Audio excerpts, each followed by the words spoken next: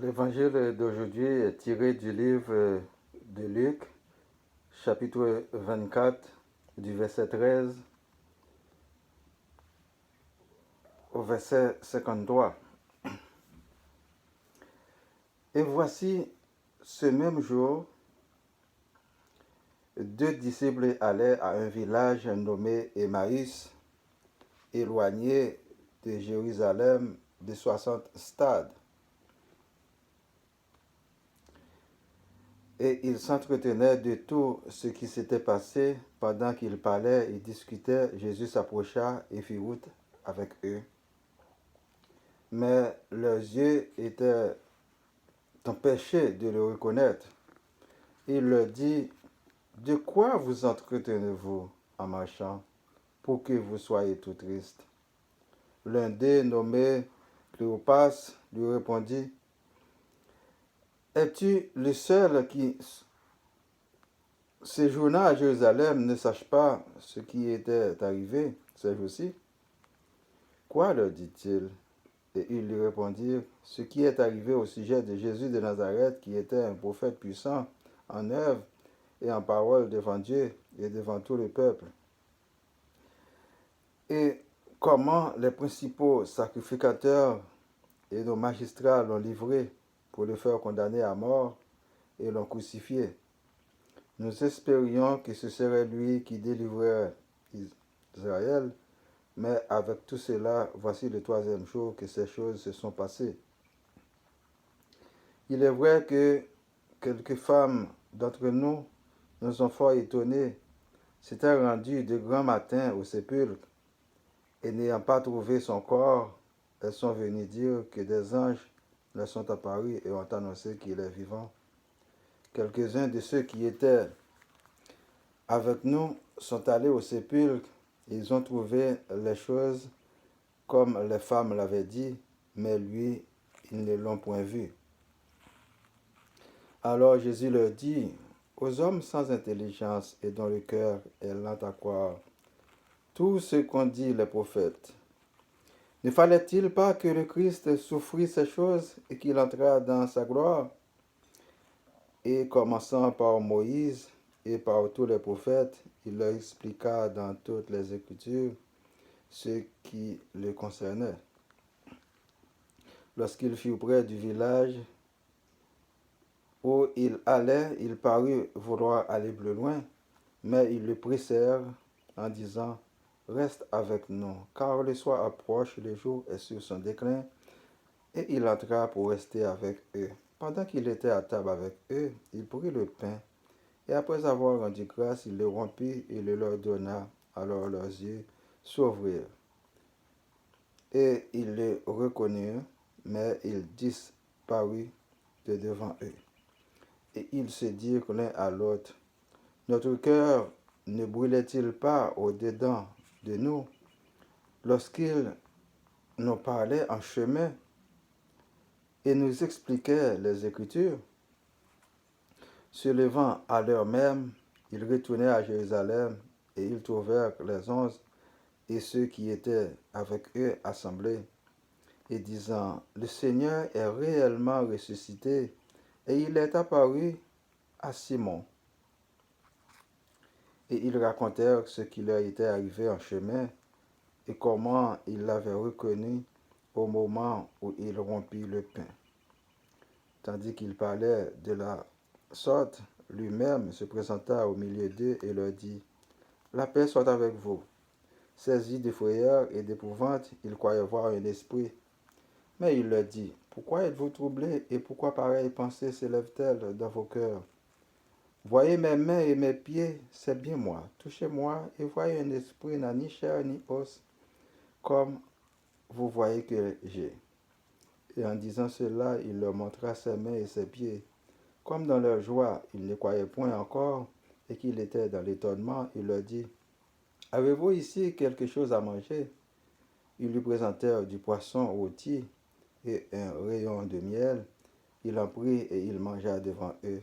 Puis il leur dit, « C'est là ce que je vous disais lorsque j'étais encore avec vous, qu'il fallait que s'accomplisse tout ce qui est écrit de moi dans la loi de Moïse, dans les prophètes et dans les psaumes.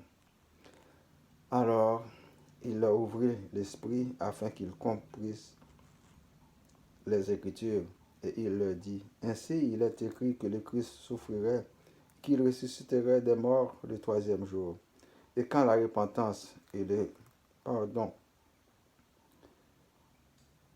des péchés seraient prêchés en son nom à toutes les nations, et à commencer par Jérusalem.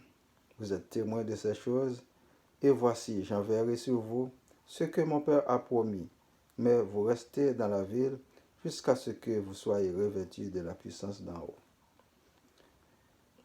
Il les conduisit juste vers Béthanie et en levant les mains, il les bénit. Pendant qu'il les bénissait, il se sépara d'eux et fut enlevé au ciel. Pour eux, après l'avoir adoré, ils retournèrent à Jérusalem avec une grande joie et ils étaient continuellement dans le temple, louant et bénissant Dieu. Parole du Seigneur. Mes frères et sœurs, dans le Seigneur, et voici, après la résurrection de Jésus-Christ que nous avions vu dimanche dernier, la parole ne s'arrêtait pas là. La mission continue. C'est que Jésus s'est présenté, se fait connaître à quelques de ses disciples. Sur le chemin d'Emmaüs, il s'est présenté à eux pendant qu'ils discutaient entre eux. Ils n'arrivaient pas à le connaître, mais comme Jésus ne se passe jamais inaperçu, la conversation, les questions qu'il commence à leur poser vont faire surgir en eux la reconnaissance. Parce qu'ils étaient des habitués du Seigneur. Quand Jésus s'est manifesté à eux, il leur dit, mais c'est moi le Seigneur.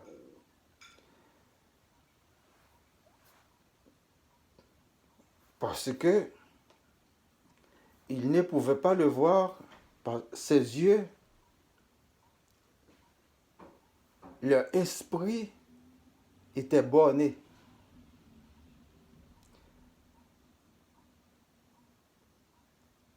Si Dieu ne veut pas se faire reconnaître à quelqu'un, si Dieu n'appelle pas quelqu'un, on ne peut pas se rapprocher de lui. Ça c'est vrai, mais Jésus leur parlait, mais ils n'arrivent pas à reconnaître Jésus. Jésus dit, c'est lui. Et voici ses pieds, ses côtes qui ont été percées sur la croix du Calvaire. C'est bien lui. Il est réel. Et eux-mêmes, ses disciples, est allés annoncer ça aux autres. Et la femme, Marie de Magdala, de laquelle que Jésus a chassé des démons, et depuis lors, il était devenu son disciple, était allé au sépulcre, il ne l'avait pas vu. Mais Jésus s'était présenté sur une forme, parce qu'après la résurrection, on a un autre corps, c'est le corps céleste. Jésus a eu le corps céleste. C'est pourquoi il empêchait à Marie de Magdala de le toucher, parce qu'il n'était pas allé encore vers le Père. Seulement, il s'était fait connaître. Il s'était fait connaître par les disciples.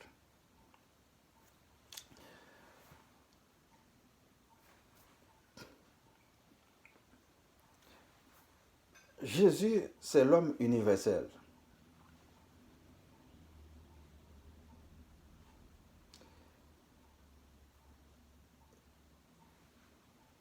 On ne veut, ceux qui ne veulent pas l'entendre ne veulent pas l'entendre, mais on le connaît.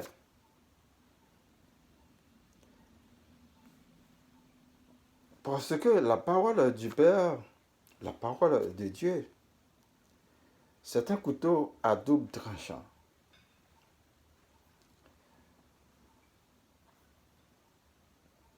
Il y en a qui l'acceptent et il y en a qui ne l'acceptent pas. Il faut vivre avec. Les bons grains et les ivraies. Ce n'est pas à nous de détruire les ivraies.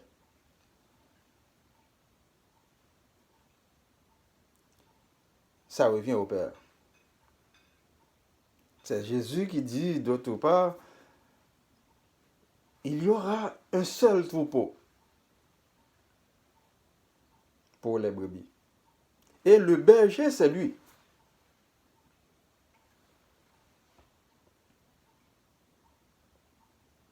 Il va les assembler pour aller vers le Père. Et le Père est puissant. Il va les retenir. Personne ne peut les ôter de la main du Père. Parce que c'est la puissance des puissances.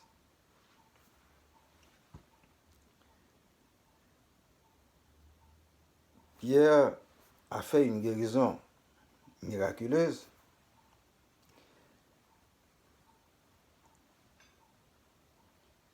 Dans Actes chapitre 3, du verset 12 à 19, les yeux étaient fixés sur Pierre comme si, après avoir produit le miracle, pour le peuple, c'était Pierre, c'était l'action de Pierre. Et Pierre allait dire, mais non, vous vous trompez. Ce n'est pas avec ma force, avec ma puissance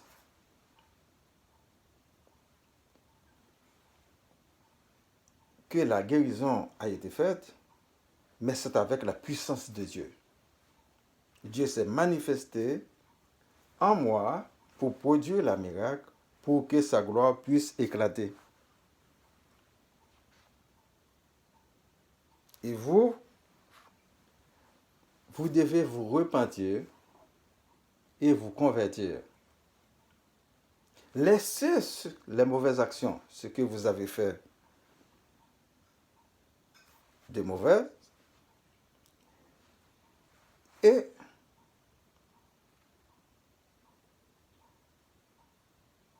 enrichir votre cœur de bonnes idées.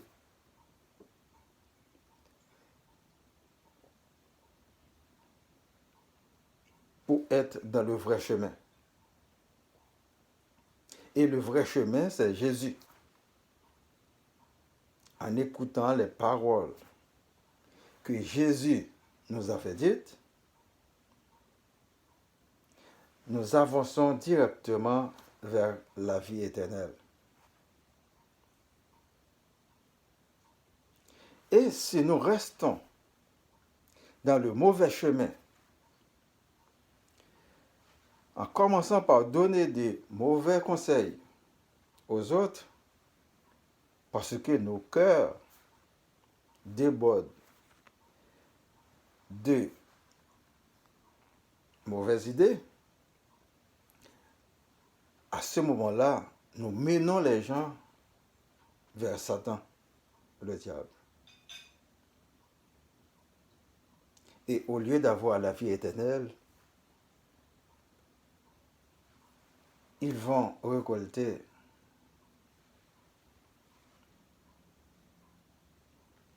la mort deux fois. Physiquement, ils vivent, ils vont mourir, et après la résurrection, ils vont mourir une deuxième fois. Et ceux qui pratiquent le bien ne verront pas la mort, nous dit Jésus. ils iront dans la vie éternelle.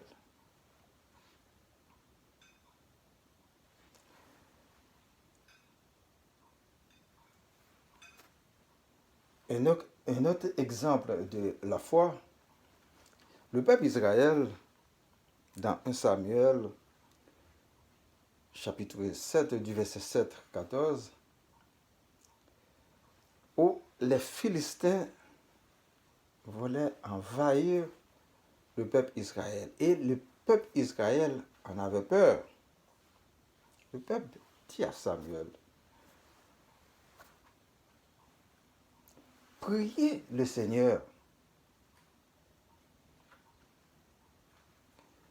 pour qu'il nous dirige, pour nous délivrer de la main des Philistins.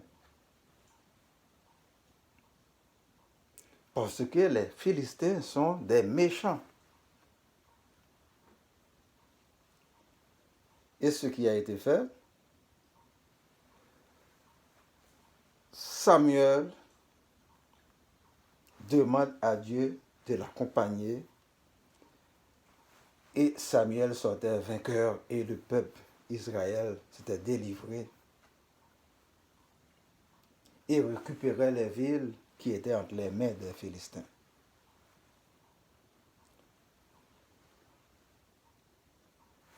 Les enfants de Dieu ne vont jamais perdre de bataille et vont gagner la guerre. Mais il faut rester dans l'espérance. Même s'il y a vents et marées, on ne va pas céder.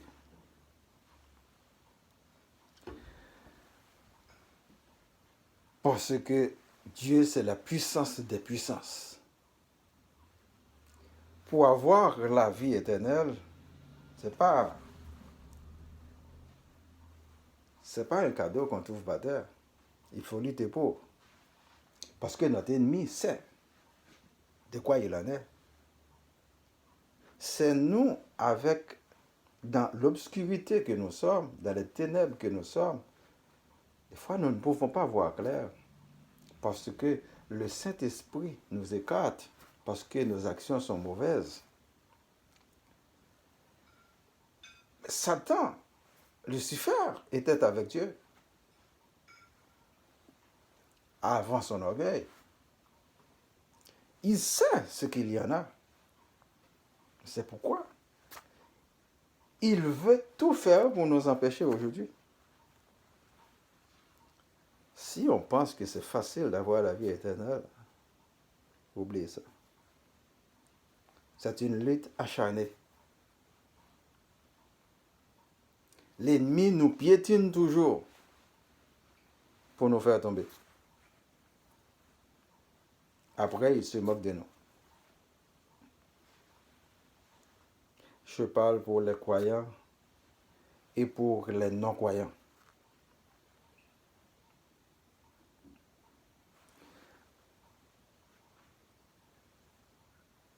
Le vibrant appel est lancé aux ennemis aujourd'hui.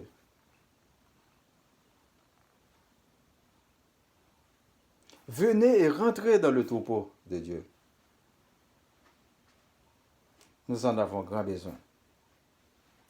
Parce que nous acceptons le Seigneur de faire sa volonté. C'est une minorité. Mais la majorité ne veut rien entendre de Dieu. Disent que Dieu n'existe pas.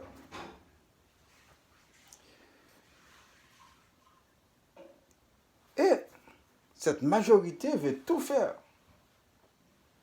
pour nous ramener vers lui. Ceux qui défendent leur intérêt mesquin.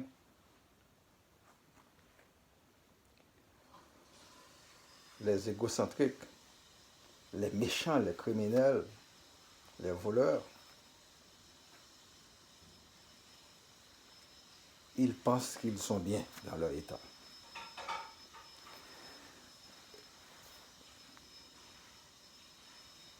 Il ne faut pas céder à leur tentation. Au contraire, c'est à eux de venir nous retrouver dans le troupeau de Jésus-Christ. C'est là où se trouve la vie.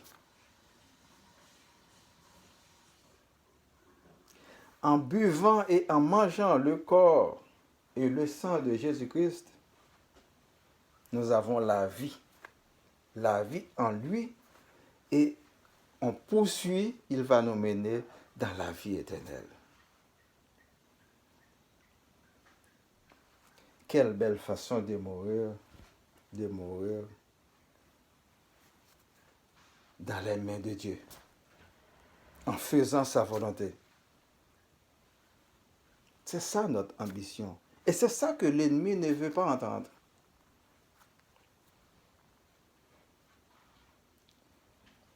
Mes frères et sœurs, la vie est courte. Aujourd'hui, là, beaucoup d'entre nous vont disparaître. Physiquement, on ne les verra plus.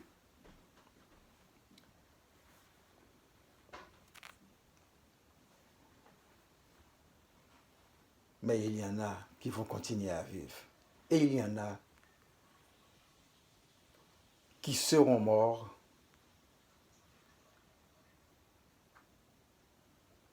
pour l'éternité. C'est pourquoi Pierre disait, c'est le Dieu d'Abraham, le Dieu d'Isaac, le Dieu de Jacob. Pourquoi? Parce que ces trois personnages ne sont pas morts. Ils sont encore vivants. Moïse, il est encore vivant dans l'autre monde.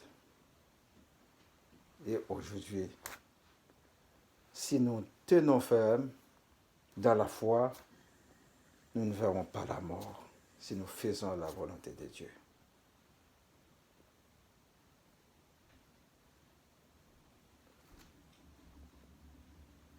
Car faire la volonté de Dieu, c'est d'obéir à ce que Jésus nous enseigne dans la Bible. Oui, la Bible a été écrite par des humains. Oui. Ce n'est pas un livre parfait. Mais y a-t-il d'autres livres meilleurs? Moi, je dis non.